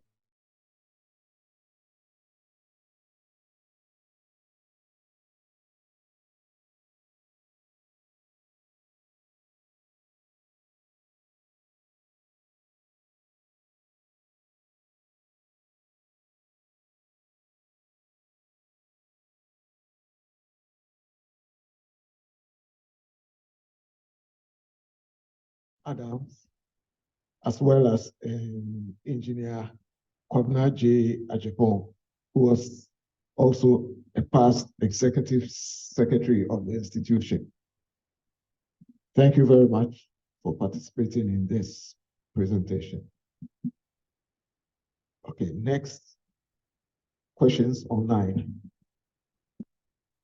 Let's take the last 3 to 2 so that we can close by 7:50.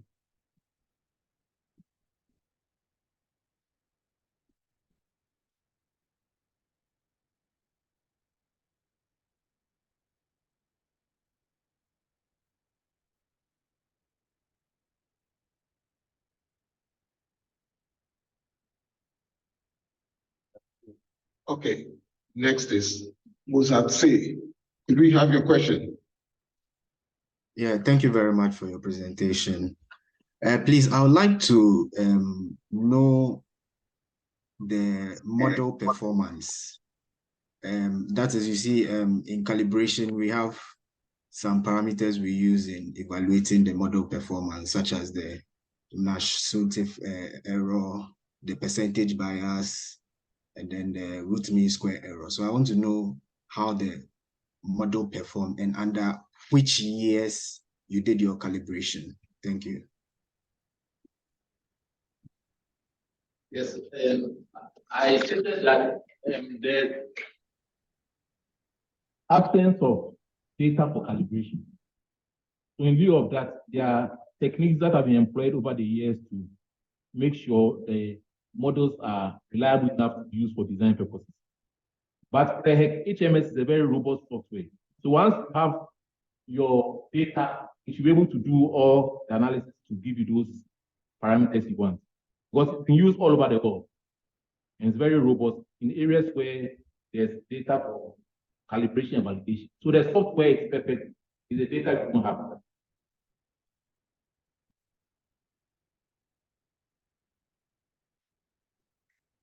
Can I go ahead? Yeah, the president wants, the past president. Well, I'm the IPP, not past president yet. Thank you very much. Good evening, and thank you for the wonderful presentation, Engineer Kelson. I think my question is similar to what the previous speaker asked. Every model has to be calibrated and validated. And in this model you are talking about, we know about it, it's not new. And every model, when you want to do simulation and modeling, the first step is to calibrate the model and then check the calibration parameters to see the accuracy of the prediction of the model so that you can interpret the results accurately. Without that, then you are walking in the dark, unfortunately. That is standard practice, whether it's traffic modeling, drainage modeling, whatever modeling. Our modeling science is the same. So you need to calibrate and then check and then even validate it to make sure that it mimics the situation, especially because of what you said, that the rainfall may not fall everywhere, and yet you are assuming that it is covering the whole catchment, which is a huge assumption that can throw you off from the land into the sea. So I would have thought that, first of all, even though you don't have the data, you will look at the literature and understand the minimum that will be required to do some basic deck study calibration and some level of assessment of the predictability of the model. Because without that, then I'm afraid what you are doing can never be used for design or planning. Because anybody that wants to check the mini model prediction will ask these basic questions first of all. That's my first question. My second question has to do with, I saw that you're looking at Basin, but you also said that it may not be raining at Circle, but it may rain at Ebury, and the water has to come and pass through Odaw all the way to the sea. So what it means is that before the rain comes at Circle or whatever, it's already raining somewhere. When you are modeling, you need to understand the stream flow conditions. You need to know the characteristics of the runoff so that that can affect the modeling scenarios greatly. So what I saw was that you say worst case scenario. I don't think that when you're doing simulation and modeling, we do worst case scenario. We do scenario analysis. And then the combination of the analysis that gives you the worst condition becomes the one that you talk about as the worst. But you don't start off by having a worst right from the start. Because if it is raining heavily at Circle, but it's not raining at Ebury, this is one scenario. If it's raining at both places, there's a different scenario. If it's rained more days, so that the ground is already wet, and then it starts raining at Ebury, then it starts raining at Circle. It's a different scenario. Each of these will give you something different. So a combination of the different scenarios together in any model gives you the different parameters, the rise, the spread, the level of inundation. You have to measure all these things before you can tell which model scenario gives you a worst scenario and therefore what can be done. But if you make it look very simple, I am afraid that cannot solve the problem. I'm afraid. Sorry. Thank you. Thank you. And Thank you very much. So I perfectly agree with you on the procedure you outlined. But you must also recognize that we are in a situation where there's no data. And this is not peculiar to Ghana. It persists in other developing countries. So even in the literature, people have done studies on how to model data poor catchments. There's a recognition. So in our literature review, we look at how this limitation has been solved in the past. Because it's not the first time. We realize that other, world aspects have faced the same problem and developed techniques. There's this sensitivity analysis, there's this iteration, and we applied those concepts. As knowledge goes forward, people will come out with ways to address these challenges in data poor environments. Once the data is not there, you can't manufacture data. You can use empirical values and experience in other places around the world. So fine, the procedure is perfect, good, but the reality is that it's not practical, and you have to look at techniques that have been applied in such similar data poor catchments to model these situations. As we procure more equipment and we're able to study rainfall patterns and stream flows and the lag time between peak rainfall and discharge, we'll be able to make these modifications. But at this stage, the key thing is to adopt best practices, contemporary models to hone our skills. When the data sets are ready, we also do what is done elsewhere. So I really accept your this and thank you for that. Thank you, Engineer Kills. Yes. The next question is from Isaac Kuma. Isaac, over to you.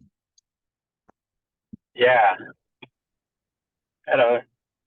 Hello. Yeah, Engineer Carlson. Thank you much for your presentation. It looks great. The first question is that what influenced the choice or the selection of your detention pond, and what factors do you consider in the selection and siting of your detention pond? And then the second thing is that I think I joined it my line was breaking, so I go on and off, but I want to find out whether your model considered climate change, because these days, even the advanced countries are having a problem with their drainage because of climate change. Nobody predicted that this thing will happen. And how long have you predicted that this condition that we're having will be stable and nothing will change? Was there anything that you factored in terms of climate change in your model? And the final one is the outfall. Most of the time, people do a very nice design, do a lot of prediction, but your outfall, what will be the condition? After all this water falls at your final place, what is the hydrology and the hydraulic condition there? What would be the condition over there, the downstream condition at the outfall? Thank you very much. You have to remind me. Let me start with the climate change. So in the original model analysis, the consultant considered climate change and specifically we use the RCP 4.5 scenario. I think that's what they call a moderate scenario. But I didn't bring that to my presentation. But I feel climate change is an issue that is dependent on global activities, whereas land use developments are something we can control. So that's why. But in the original model developed by the consultant, they considered climate change, RCP 4.5. Then the detention pond. There was a previous project that preceded the guide That's a Greater Accra Climate Risk Strategy. And they identified about 7 locations for the construction of detention ponds. Unfortunately, most of the lands were private lands, such that the cost of acquiring the land would end up being more than the project funds. So finally, they settled on GAEC, that was public land. That's why the GAEC, but the original plan was to have up to 7 detention ponds, and that would have been a very useful. But once again, money, so we had to fall on GAEC. So that's the story. The third one is the coastal. Okay, so in the model, it's up to you to select a boundary condition. It's been said that during the June 3rd, 2015, there was a high tide. Although it's not backed with any documentary evidence, it's anecdotal. So you can model, and so there was a value, I think 2.17 or so. So you can do your model, you can include a boundary condition of a stage, or you can have a pre-outfall. So all depends on the scenario you want to study. You can incorporate any boundary condition and see its impact. But usually, considering the level of inundation, those boundary condition dynamics are really a bit insignificant, because the system is already is inadequate. So that's really will aggravate, but really the difference won't be much. I mean, that's what I've realized in the past, that those boundary conditions don't really make much difference to the actual inundation that we see for our system right. I hope I've covered all of that. Yes. I think we take the last question from those online. That's from Professor Bob Odaw. Professor, over to you. Hello, can you hear me? Yes, we can. Okay, very nice presentation. Well done.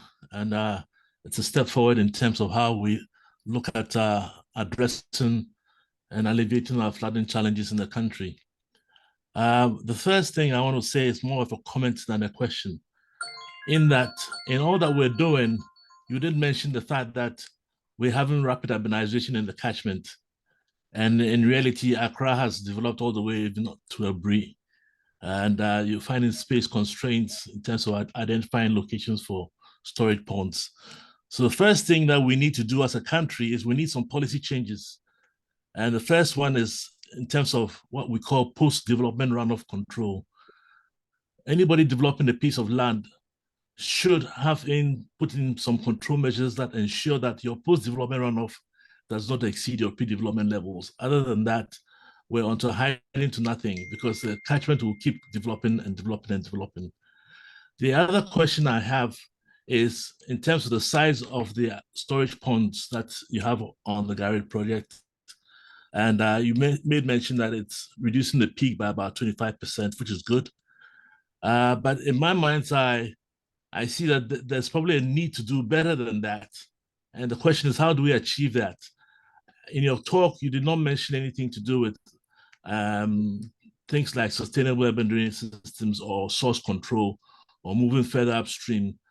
And in my view, that there are things that we could be doing, such as rainwater harvesting across the catchment, that may also help in terms of improving the resilience of the catchment. So my first question to you is, do you know the size of the storage ponds, just in terms of cubic meters or thereabouts? Yes, we are looking at about 1.1 million cubic meters. Because in my view, if we did rainwater harvesting on a local basis and all commercial developments, even up to household levels, we might be able to mobilize storage that might be in the same order of magnitude as the detention ponds.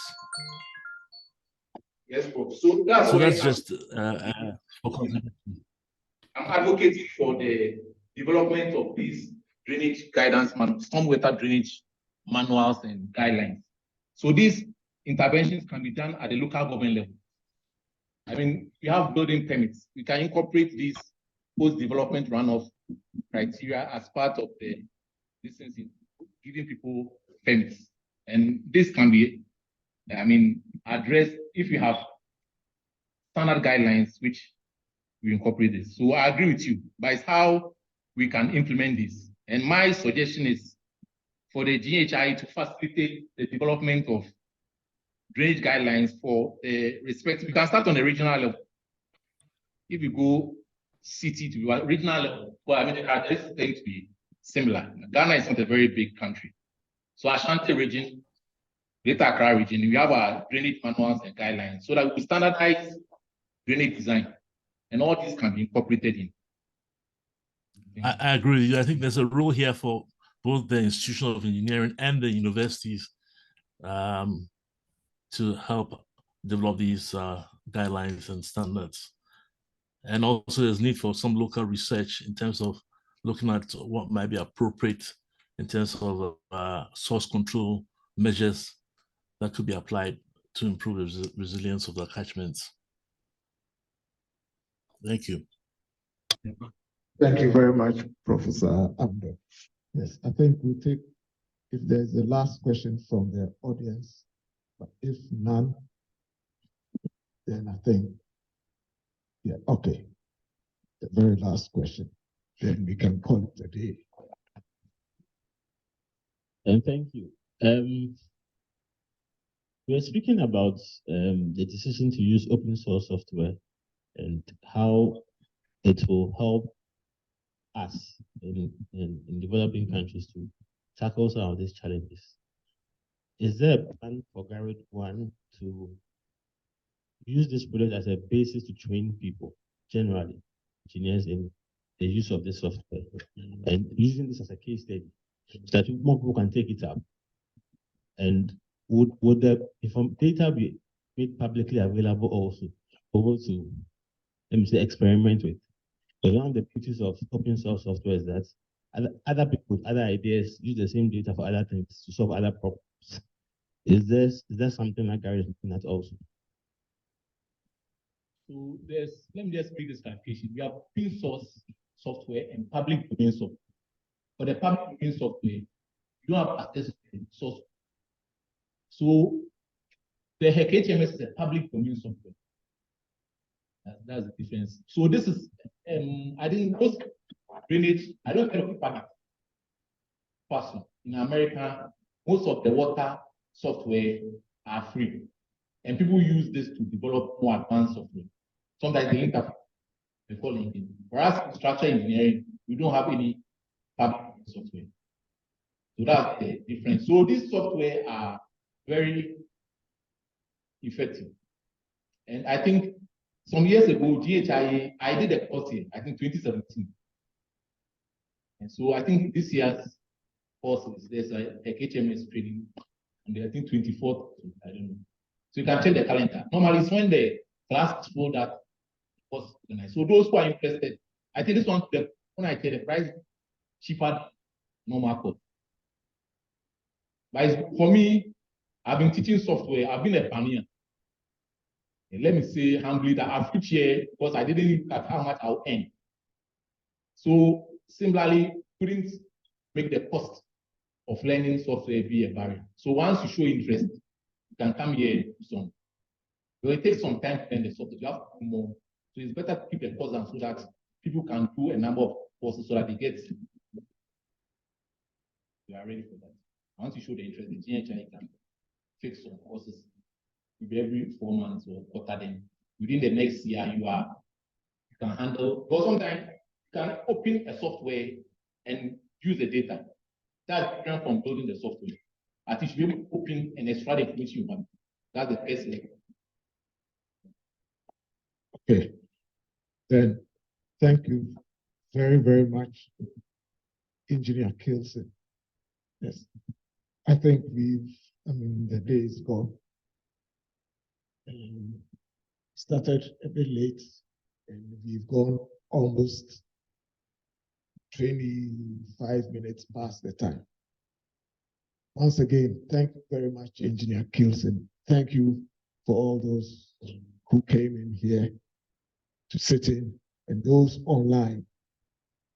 And if there are any persons who have not scanned or logged their attendance, they should do so before they go. So on this note, I think we ask or call for a close of the presentation. Maybe somebody would, we didn't start with an opening prayer, did, but we could end with a closing prayer.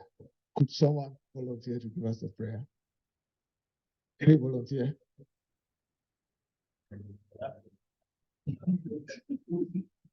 So that's it. Okay. Shall we pray? Father, we thank you for today. We thank you for your guidance, your mercy. We thank you so much for